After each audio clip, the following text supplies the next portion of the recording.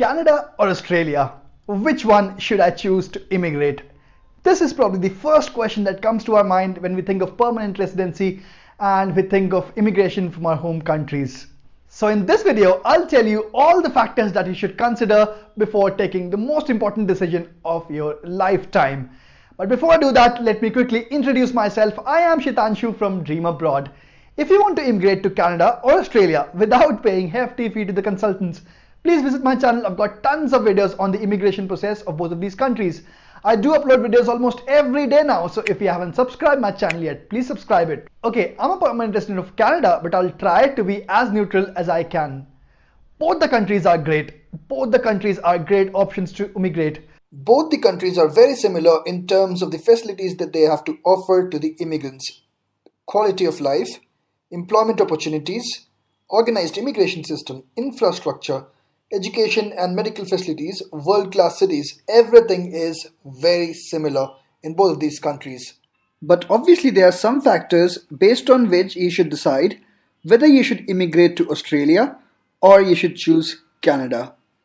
So the factors which we are going to discuss in this video would be cost of living, average salary, weather conditions, geographical advantages, rights and privileges, employment opportunities, and few other factors as well. Now, these factors would be important for you only if you're eligible to apply in both of these countries. What if you're not eligible to apply in Australia? Then this comparison would not be even valid for you. Similarly, what if you're ineligible to apply for Canada? This discussion would not be important for you at all. So the first point is the immigration process, and it is eligibility. So the very first point that you should consider is your eligibility to apply the permanent residency for Australia or Canada. Both of these countries have very similar criteria based on the factors like age, your skilled employment, your work experience, and your educational qualifications, etc. Now, if you look over here, somebody who's got 8 to 10 years of experience or more will get 15 points in Australia. However, anybody who has got more than 3 years of experience will get the same amount of points in Canada. So it's very important to notice here that let's say somebody who is 35 years of age, obviously you have some points reduced because of your age, both in the case of Canada and Australia, but you'll get more points in Australia, which will increase your chances of eligibility. While in the case of Canada, you won't get any special point for your work experience. Anybody who has got 3 years or more will get the same amount of points. So your eligibility should be the first point. The other point to be noted over in this eligibility phase only is that, let's say you've studied in electronics, mechanical, biotechnical, or any other stream, and you're working in IT. In that case, your points will get deducted if you talk of Australia, but it does not matter in the case of Canada. So Canada has an upper hand over here. So this is a application specific things. It would differ from one person to the other. In that case, you should actually first decide if you're actually eligible for Canada or Australia. Now, if you're eligible for both of them, then in that case you should decide further. Okay, the second point is probability of getting the invitation. Now, let's say that you are eligible, but you have to consider the probability, right? You have to consider how much time it will take for you to get the PR. Let's say you're ready to wait and you wait for a couple of years to get the invitation and all, and then after that you submit your application. Then you spend around 2 years to settle over there. So it will be like a 5-year term program. Nobody wants that, right? So let's discuss the probability. So let's say that you have around 65 points, which is the minimum eligibility criteria for Australia, and you have around 460 points in the Canadian point system. So in that case, you're eligible for both of them, but in the case of Australia, you'll have to wait for maybe an year to get the invitation. You never know. It might take even 1.5 years. But in the case of Canada here, you'll get the invitation immediately in the next draw within the next 15 days because you'd have a great CRS score. Now, let's say the other case, you have 75 points, while in the case of Canada, you have 410 points. In that case, the probability of getting the invitation from Australia is more. You'll get the invitation from Australia in a couple of months, if not less. In the case of Canada, you'll need to wait or maybe apply for any PNP program. So in this case, you should apply for Australia.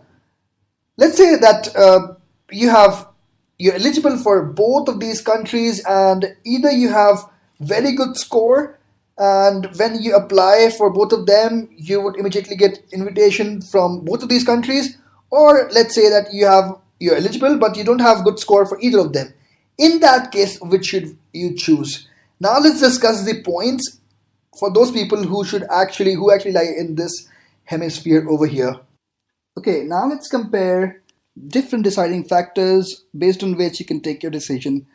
So the first factor would be cost of living, which is actually higher in the case of Australia, while in the case of Canada, it is a bit lower side. Okay, before we compare the cost of living, it's very important to realize that both these currencies are more or less equal, so it doesn't differ much in terms of foreign exchange. Okay, cost of living.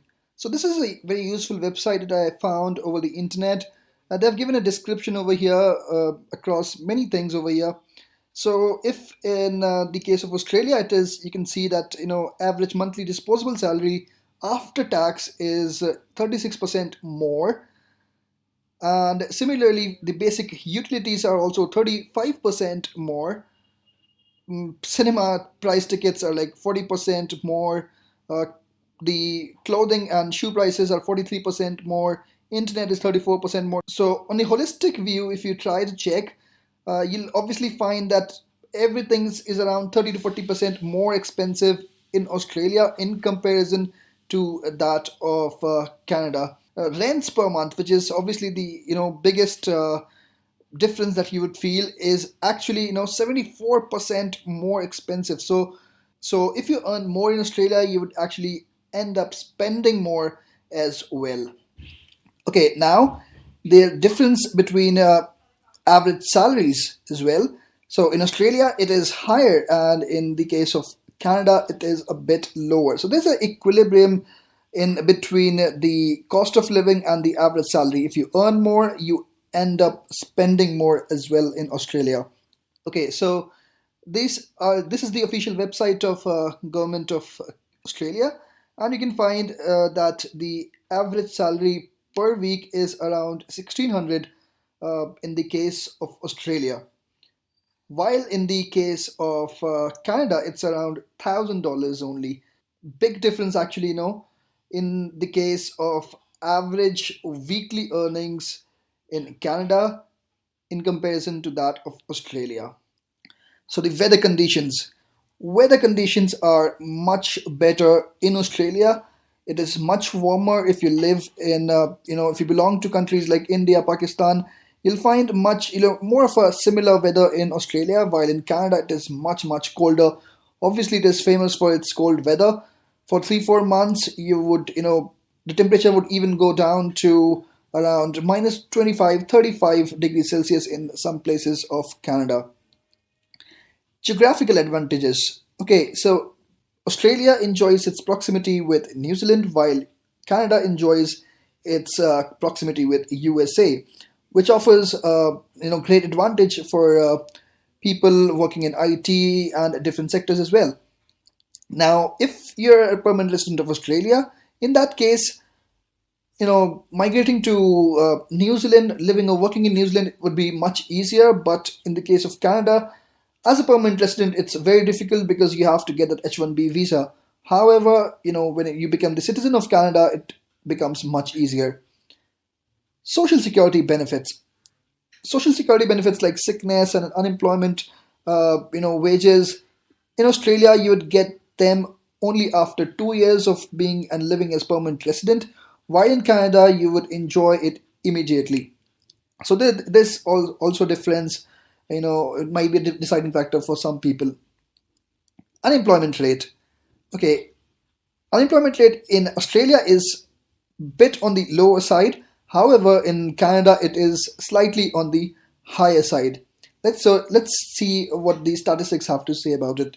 Okay, so again, this is the official website of Government of Canada, and you can find that in October 2018, the unemployment rate was around 5.8%, while in the official website of Government of Australia, you can find the official unemployment rate was exactly 5.2%. So there's a difference of 0.6% in Australia to Canada. But obviously, this is just a statistics and it does differ from one person to the other and from one profile to the other. Okay, citizenship. Being in Australia as a permanent resident, you have to spend around 4 years to apply for the citizenship, while in the case of Canada, you have to stay there for 3 years and then you can apply straight away for the citizenship of Canada. And obviously, I'm talking staying there as a permanent resident, not as a temporary worker or on a work permit or on a study visa. So, guys, these were the basic points through which you can actually decide, if you want to immigrate to Canada or if you want to immigrate to Australia.